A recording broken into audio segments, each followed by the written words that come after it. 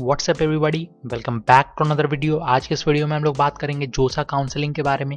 Important dates, registration, choice filling, procedure, seat allotment. तो किस तरह से आप आईआईटीज मतलब जेई मेंस और जेई एडवांस के बाद जब एग्जामिनेशन हो जाता है तो बच्चे IITs, NITs, triple ITs, GFTIs या फिर सीएफटीआईज के लिए एडमिशन के लिए अप्लाई करते हैं। तो ये जो जोसा है ये एक अथॉरिटी है जो आपको काउंसलिंग प्रोवाइड करती है और आप इसमें काउंसलिंग करते हो। और एक अथॉरिटी है CSAB जो कि सेंट्रल सीट एलोकेशन बोर्ड। तो ये आपको सीट देती है और जोसा काउंसलिंग अथॉरिटी है जिसको काउंसलिंग कराती है बच्चों के लिए। तो इसके बारे में पूरा डिटेल्स में वीडियो होने वाला है, आप वीडियो को एंड तक देखते रहना। साथ में बहुत सारे बच्चों का क्वेश्चन रहता है कि फीस क्या होता है जोसा काउंसलिंग का, हम कैसे पार्टिसिपेट करेंगे जोसा काउंसलिंग में, जोसा और CSAB में फ़र्क क्या है। तो जोसा में मैंने आपको बता दिया एक काउंसलिंग अथॉरिटी है और CATB सीट एलोकेट करती है बच्चों सभी बच्चों को। आप हमारे टेलीग्राम चैनल पे जाके ज्वाइन कर सकते हो वीडियोस के अपडेट के लिए, लिंक डिस्क्रिप्शन में है। चैनल के सपोर्ट के लिए चैनल को सब्सक्राइब कर दो, बेल आइकन के बटन को प्रेस कर देना, इस वीडियो को लाइक कर देना, शेयर कर देना।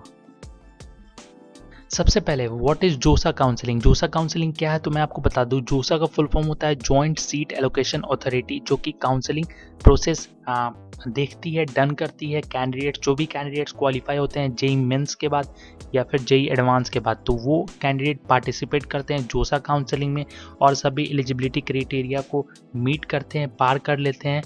तो वैसे कैंडिडेट एलिजिबल होते हैं जोसा काउंसलिंग के लिए।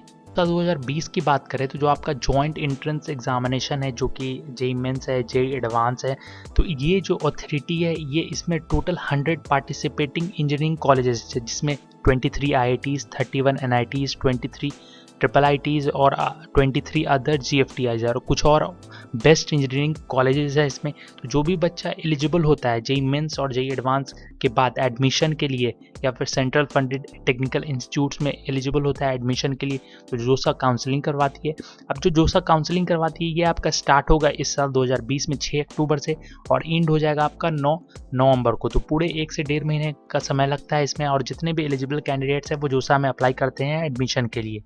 जोसा काउंसलिंग की डेट्स मैं आपको बता दूं, 6 अक्टूबर से स्टार्ट होगा और 9 नवंबर तक चलेगा आपका, जिसमें बहुत सारे प्रक्रिया होती है। तो प्रक्रिया क्या है मैं आपको बता दूं। सबसे पहले जोसा काउंसलिंग डेट्स की बात करें तो मैंने डेट्स आपको बता दिया। सबसे पहले जेई एडवांस के ऑल इंडिया रैंक के हिसाब से यहाँ पे काउंसलिंग के लिए बच्चे आते हैं। तो सबसे पहले आपका रजिस्ट्रेशन होता है, फिर आपको चॉइस फिलिंग करनी पड़ती है, फिर जो आर्किटेक्चर एप्टीट्यूड टेस्ट के बच्चे हैं वो रजिस्ट्रेशन करते हैं, फॉर्म फिल करते हैं। फिर आपका मॉक सीट एलोकेशन होता है ऑन द बेसिस ऑफ जो आपका जो फील्ड करते हो आप चॉइस, उसके बेसिस पे फिर आपका रजिस्ट्रेशन एंड हो जाता है। रजिस्ट्रेशन एंड होने के बाद जो आपने चॉइस फिलिंग किया है जोसा में वो देखती है। उसके बाद NIC जो कि collection of data and seat allocation for IITs NITs, तो वो आपको सीट अलॉट करती है।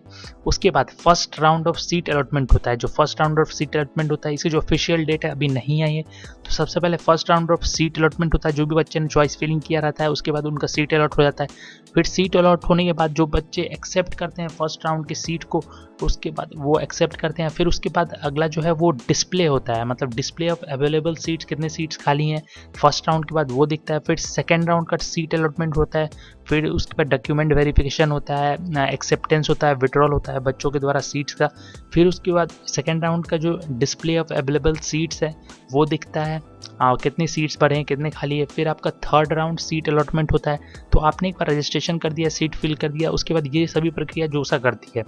फिर आपका थर्ड राउंड का सीट अलॉटमेंट होता है, फिर डॉक्यूमेंट वेरिफिकेशन होता है बच्चों का, फिर उसमें कितने सीट्स खाली है, कितने बच्चे विड्रॉल कर लिए हैं, किन को IIT चाहिए, NIT चाहिए। तो इस प्रकार से प्रक्रिया चलती रहती है। टोटल 7 इसमें राउंड होते हैं सीट अलॉटमेंट के। उसके बाद कुछ स्पॉट राउंड भी होते हैं।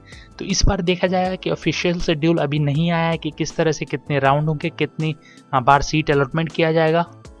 तो इसके लिए आपको थोड़ा सा वेट करना पड़ेगा कि कितने राउंड इसमें होते हैं। तो पिछले बार तक तो 7 राउंड होते थे, साथ में उसके बाद स्पॉट राउंड भी होता था अगर कोई सीट खाली रह जाता है तो ऑफिशियल शेड्यूल आने दो, उसके बाद थोड़ा सा वेट करना।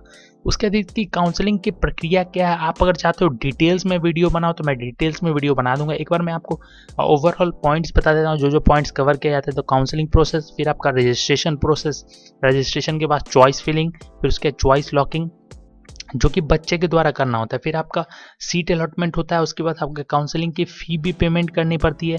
फिर बच्चों को जब सीट अलॉट हो जाता है तो उनको रिपोर्टिंग सेंटर पे पहुंचना होता है, और साथ में कौन कौन से डॉक्यूमेंट्स लेके जाने हैं रिपोर्टिंग सेंटर पे और किस टाइम पे विजिट करना है, उसके बारे में आप अगर चाहते हो कि प्रॉपर वीडियो मैं बनाऊँ तो प्रॉपर वीडियो भी मैं बना दूंगा, आप कमेंट करके बताना।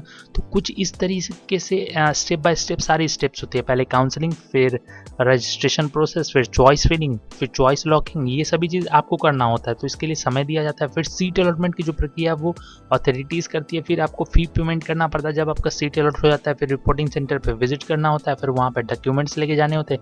इस बार कोविड का समय चल रहा है तो किस तरीके से होगा वो देखने वाली बात है, आपका ऑनलाइन होता है या फिर ऑफलाइन होता है। तो कुछ इस तरीके की पूरी प्रक्रिया की जाती है जोसा के काउंसलिंग में।